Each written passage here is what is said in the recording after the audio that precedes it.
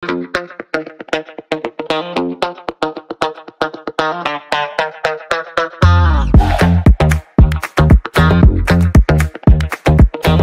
seterusnya pula berkenaan perkemaskan semula listing produk dekat Shopee, Lazada ataupun TikTok. Kalau ada yang belum menjadi seller dekat platform Shopee, Lazada dan TikTok, jangan risau sebab kita ada website. Dekat website tu di mana anda boleh daftar dan singkan sahaja shop anda untuk buat jualan produk tudung si comel. Belum terlewat lagi untuk anda mulakan langkah tersebut.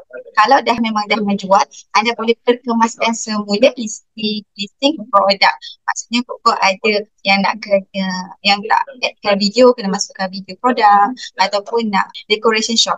Sebab kita ada sediakan benda-benda tersebut. Nanti saya akan follow up semula dengan Farah untuk rakan-rakan kemas kini, orang kata cover foto ataupun dekorasi shop mengikut tema Back to School 2025.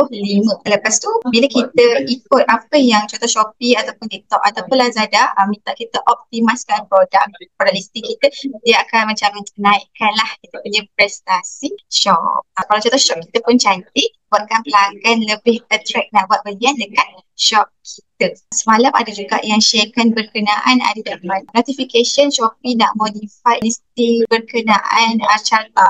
Macam Mira semak balik semula dekat Shop HQ tak diterima sebab mungkin Mira dah update semua kita punya produk guna carta ukuran yang dah disediakan. Seterusnya pula berkenaan buat live.